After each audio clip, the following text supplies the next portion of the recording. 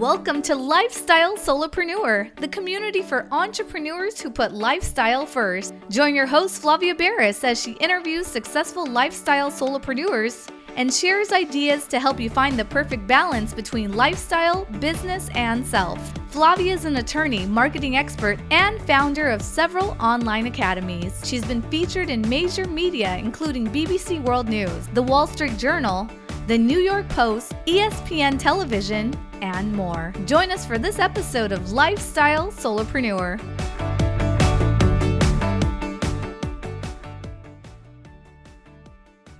Hey, Lifestyle Solopreneurs. Today we get to speak with Nancy Kay Coy. She is the author of Stop Selling Dammit and a business growth strategist who helps entrepreneurs replace pressure-based selling with trust, alignment, and better conversations. With over 25 years in financing, sales, and business building, Nancy teaches solo founders how to stop chasing the yes and start solving the real problem. Welcome to the show, Nancy. Thank you so much. It's great to be here. It's great to have you. I love your book title. Tell us a little bit about how you got into what you do today, because I love hearing people's stories. They're always sometimes unexpected, but we all have a path we followed to get to where we are today. What was your path? Yeah, great question. And it was absolutely a journey.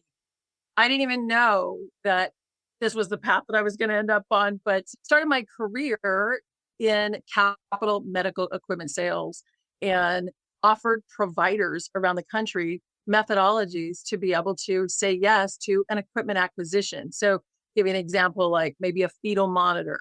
And I started offering payments to providers to make the acquisition easy based on maybe what insurance was going to reimburse, or if it was an out-of-pocket procedure, how much reimbursement was going to be. And so that's really where my originated, and a lot of which I've spent most of my career in healthcare and dentistry, really helping to shape the money conversation around closing cases, solving, never selling. I just didn't know what I was doing at the time. But in that, I ended up founding a company called Healthcare Finance Direct, which is now today one of the largest patient finance companies in the country. Sold my interest in that entity in April of 2016, and then did consulting for a couple of years, started another company, and then I've written, as you know, a couple of books, and also am the CEO of a company called FinVerified.ai. So my pathway has really been all about patient affordability and how patients can capture or say yes to the care that has been prescribed. And affordability is one of the biggest barriers. So my legacy, I guess, if you will, is to be instrumental in solving that pathway so more people can get, again, the care that they want to need. And that's amazing because there's a lot of carryover. So, the same sort of techniques that you can use to help somebody make an important decision about, let's say, like the health of their mouth, or maybe they need dental implants or something going on there, is probably the same process that in a lot of other fields, service providers are dealing with day to day with their customers or clients or patients. So what are some of those commonalities that are industry agnostic? So it doesn't matter whether you're a dentist or you are selling some other service, but what are the carryovers that you just see over and over and over in every industry? Again, great question. Patients, like any other consumer, no one really wants to be sold. They want to be understood. And most people that are buying anything purchase on emotion. And I talk in the book, I call it GRIP, and it's growth, relief, identity, and protection. Patients, consumers tend to fall into one of those four buckets, and I call them drivers, when they are making any type of acquisition. And that is consistent whether you're sitting in a dental practice like you shared, or if you're at Home Depot buying a paint color for a new bedroom. We're just very emotionally driven through our own, just through humanity. And so people, again, really have one of like I said, those four buckets that they fall into. And it's really kind of synonymous based on what somebody wants or what somebody needs. And the other thing too is so much of this is some people will say it's intuition. It's not, it's neuroscience. One thing that's really consistent is, especially if you're sitting in front of a patient or a consumer, their what again driver will usually speak before their actual so their body language speaks before the words come out of their mouth. And if you're looking for it, you can see it. And when you start to see it, you can't unsee it. Well, I think that people that work in sales sometimes have the best stories. I would love to hear some of your studies, some of the stories of entrepreneurs or solopreneurs or service providers that you have helped overcome maybe poor technique or just, where they're working against themselves or even in some ways kind of working against the interest of their client by not helping them make an important decision that would really benefit them. Do you have some favorite stories? I know you probably have to keep it anonymous and you can't share names maybe, but there have to be some case studies that come to mind. I have a lot of, in fact, in the book, I write quite a few stories because I think stories share the reality and it makes it come to life for so many more people. But I'll use a story. Again, I can use a story going to a mattress center on a Saturday afternoon looking for a mattress. I can use a scenario of investment, somebody raising investment capital all the way to purchasing capital medical equipment, mergers and acquisitions. It all kind of comes together. But for the dialogue, we'll use an investment story because I think a lot of solo entrepreneurs, and I work with several of them, are looking to raise capital. And what happens is we build this pitch and we practice the pitch till we almost memorize it. And we get on the phone and we start dialing for dollars, trying to get investors interested in our product or service. I'm a firm believer that you're better off to attract because being even working in venture myself, you get solicited so much that to find a different path works so much better. But again, so I'm a big fan of creating ways to attract investors to you. But when we get in front of that investor, we get that meeting. A lot of times we go into the dialogue and we are telling them everything about our product or service. The better way to do that is to ask questions. And we a lot of times fill the gap, like when there's silence in the room. Salespeople are notorious for just keeping talking. A lot of times, what we want to do is back up the train a second and let the silence do its work because we overload people. And I use an analogy in the book and this happens so often with tech entrepreneurs, is somebody will ask them about the technology and they will basically tell them how to build a watch. I didn't ask you how to build a watch. I asked you, what does it do? What is it at a high level? So when we, in the investment engagement, slow down and take the time to understand the investment thesis, what the investors are looking for, those are the times when we move from the pitch deck to due diligence.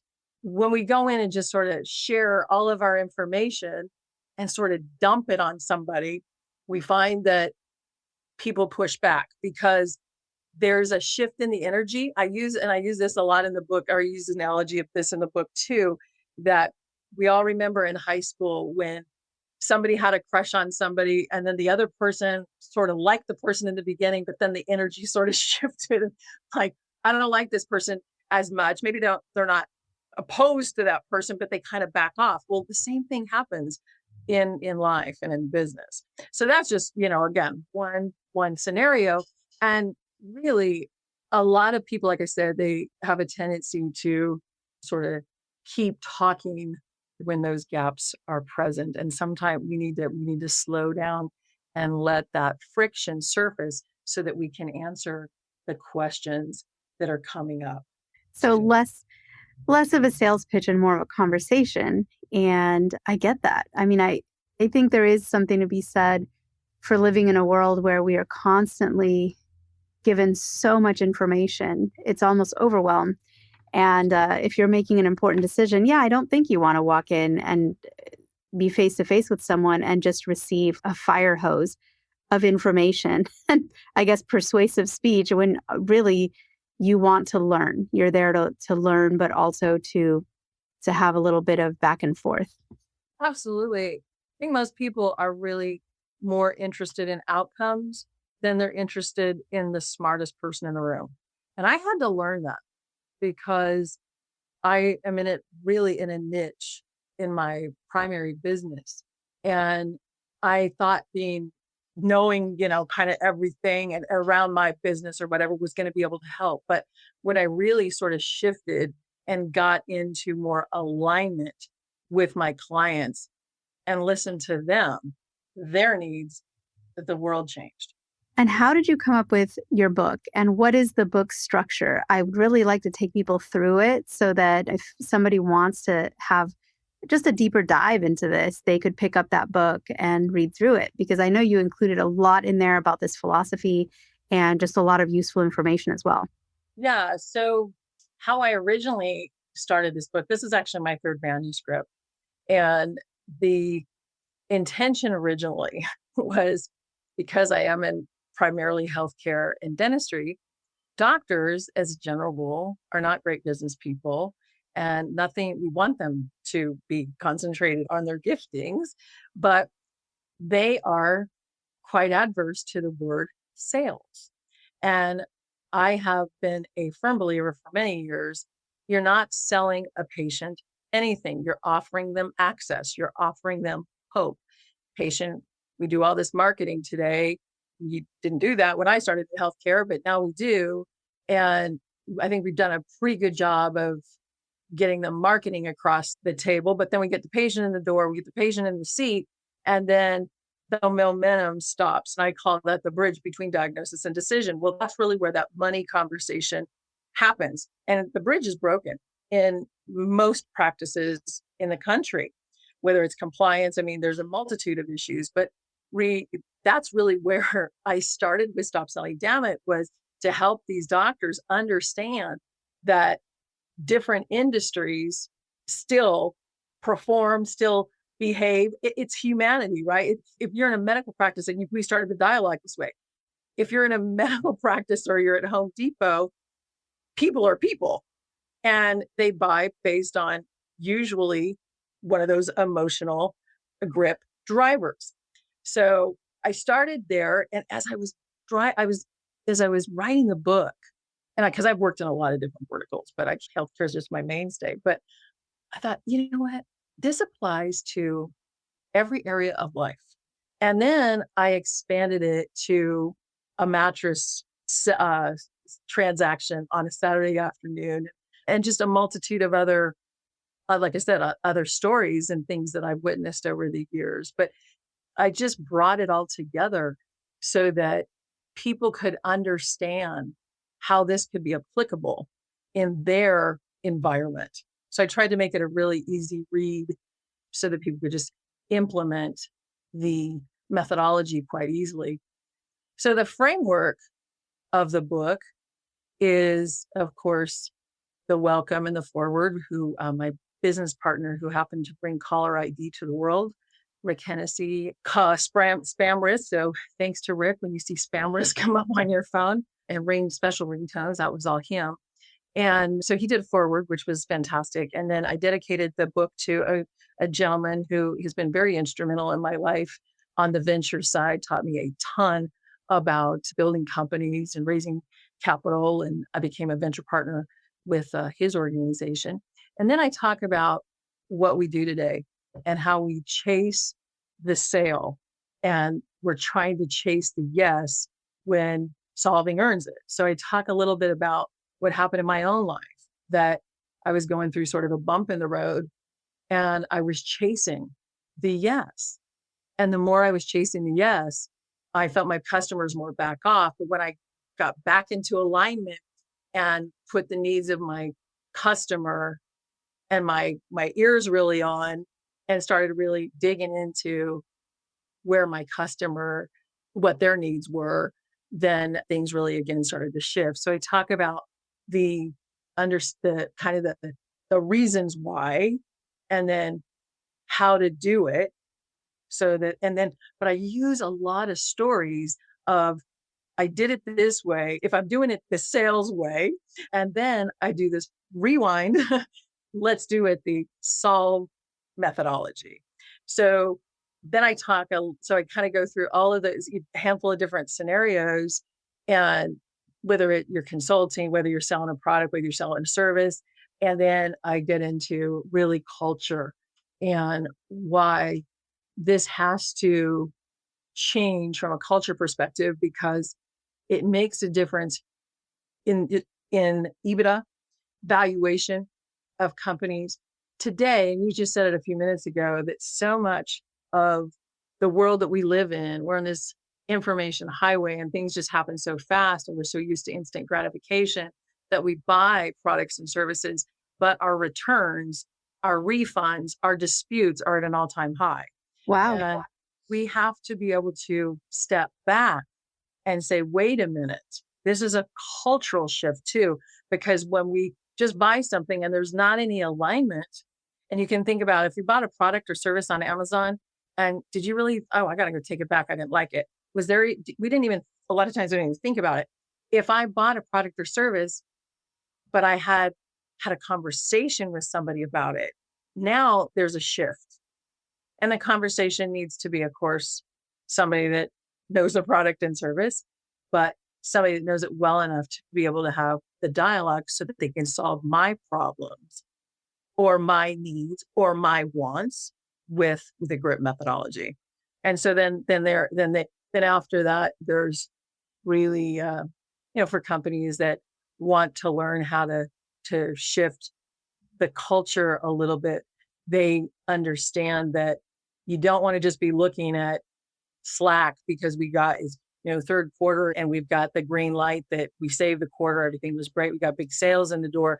But if fourth quarter or Q1 of the next year we end up with a negative number because we weren't solving, we were just selling, that's where this becomes extremely important, especially for companies that have the potential to be acquired, sold, or just overall looking for growth or again, capital. So those numbers are huge. And so it's not really, just about sales that people right now, we're all listening to you and we're all thinking, okay, what are we selling? What are these conversations we're having? And also who is helping us make decisions about what to purchase, whether it's software or a mattress, like you said, or, dental work or whatever it might be. But let's step aside from sales as the topic of expertise. And there are people listening who want to be you and not necessarily teach others better sales techniques, but they may have expertise in something completely different, but they want to be you in that being an author, a consultant, having your lifestyle. So tell us a little bit about your work. What is it like to be a consultant and an educator and someone who, has written a book and now teaches concepts from that book and also offers consulting? What is that like? How does that contribute to a lifestyle that might appeal to a solopreneur who wants to be a lifestyle solopreneur? Yeah. The fact is, I think most people at one time or another want to be an entrepreneur. And it's been a huge blessing in my life because I've been self-employed for, goodness, this month, 27 years. So I think that the one thing that is imperative is in any business that you're operating in, integrity has to be paramount. And you have to be willing to go through the highs and the lows. And being an entrepreneur is not for the faint at heart. You know that, and I know that. There's been times where the education was phenomenal and the tuition was outrageous. And there's been times when I've hit grand slams. But what really makes an entrepreneur is the ability to be resilient, to stand in and continue to show up even when it's hard. It was funny. I'm dealing with some family issues I think I shared with you, and they're hard family issues. And my father is aging, and we're dealing with some real extreme issues with him. Last night, I had to get a proposal out to a client. I had to go back to work at 11 o'clock at night, and I finished about 4 o'clock this morning. So why? Because I had given my word that I would get this proposal done, and my integrity and the integrity of anybody is one of the biggest things that I look for. And it's not easy to take the high road when nobody's looking. But I think that's, again, I think those are some of the characteristics that have been modeled my career, and why I'm certain it benefited from the success I have, because my customers know that they can trust me. I get a lot of referral business, and that is the greatest business, of course. So I would say that to somebody that wants to be a consultant, if you decide you want to do that, do your very best to be their very best, but always be learning. None of us are perfect. You're going to make some mistakes. The other thing too is make sure that you model how much time you have to build your company. Businesses don't go out of business, they run out of money. The other thing is to realize that every single business that you start is flawed. Our job is to take the business from flawed to viable. And there's a lot of growth that happens between a company that from a zero to $1 million. That to me is the hardest company to build. Once you get to 1 million, then to 10 million, it's a different company. So I guess those would be those would be the thoughts that I would have around if somebody wanted to be a consultant or an entrepreneur, and find something you love to do, that it's in your heart, that you absolutely love to do, that you would do even if you didn't get paid. And do you prefer working one-on-one, or do you like working with teams and teaching groups? What's your preference? I do it all. I kind of do it all because I built companies and I've been a solopreneur and done I've done it all. There's times that I really like one-on-one with people, but I'm working with a couple of gals right now that own a company that they're launching, a dental company, and it's both of them. And I look forward to the hour every week that I get to spend with them. And then even this afternoon, I'm teaching a class to a company that has a tech company. And there's probably, I don't know, probably 10, 12, maybe 8 to 12 people on that call or something. And I really enjoy that too. So it's a great question. I'm not answering it very well because I just really think that it comes down sort of to my why. And my why in healthcare is for more people to have the care that they want and need, because that affects every single American. When patients don't get the treatment that they need at the clinic level, the stuff doesn't get better. You end up in an acute environment, and that's just more expensive. And it's sort of a domino effect. So I love what I do. So I think I really don't have so much of a preference in that, but I really do love getting to know people at the heart of why they're doing what they're doing. And I think it's so interesting that you're somebody who teaches about sales, but then in order to get clients, you actually have to engage in sales because you have to pitch your services and explain it and have people say yes to learning how to get other people to say yes better, right? It sounds so circular, but you get to kind of do the thing that you teach in order to grow your own business. So what is new for you in the next year or two? What do you have on the horizon that you're excited about for your business in the short term?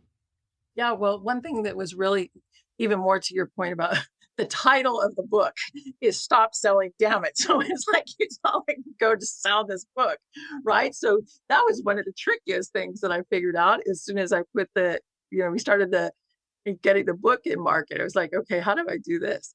But on the horizon, really right now is as far as Stop Selling Dammit is concerned, is really to teach that methodology at more the community level where people get together, learn the philosophy, and have immediate reciprocity where they can start working together at perhaps a seminar and start using the methodology, get to know people in their community so that they can start working together and get an immediate ROI. So that's one of the ideas that I'd love to really build around Stop Selling Dammit. And as far as, so that's more on the prioritize side. And because I still have obviously my consulting company. So I'm working with providers and helping them increase case acceptance within regulatory compliance. But then on the other thing I obviously do is I'm the CEO and co-founder of FinVerified, which FinVerified is basically SOC 2